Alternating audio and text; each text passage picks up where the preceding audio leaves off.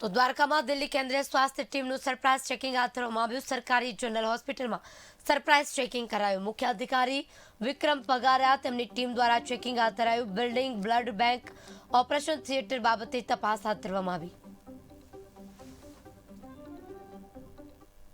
મુલાકાત લેવા એ national health ઓથોરિટીમાં deputy સેક્રેટરીના હોદ્દા પર છે અને એમને ખાસ આજે મુલાકાત લીધી અને લેબોરેટરીમાં ડિજિટલ ઇન્ડિયાનું આપણે બધી રિપોર્ટ આગળ મોકલીએ છીએ કે નહીં એ ચેક કર્યો।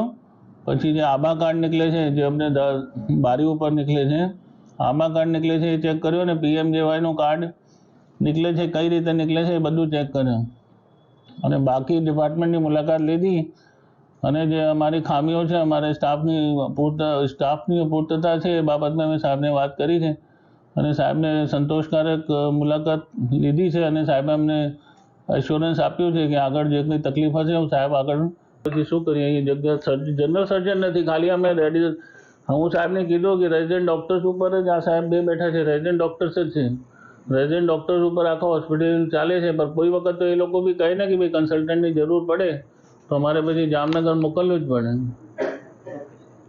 બીજો કોઈ વિકલ્પ ના હોય। હમણાં નીનું ઓપરેશન કરાવવું હોય તો એ કન્સલ્ટન્ટની મંજૂરી લેવા જામનગર જવું પડે છે, કેમ કે અહીંયા કન્સલ્ટન્ટ નથી। આવી સમસ્યાઓના લીધે પછી રેફરલ બહુ થાય છે। જ્યારે રેઝિડન્ટ ડૉક્ટર તો ઘણું બધું સંભાળી લે છે, નહીં તો અમારે તો રેફરલ આખા દિવસે જ રેફરલ ચાલુ રહે, કેમ કે મેડિકલ ઓફિસર સિવાય બાકી બધી જગ્યાએ ખાલી છે, 4 મેડિકલ ઓફિસર છે ખાલી।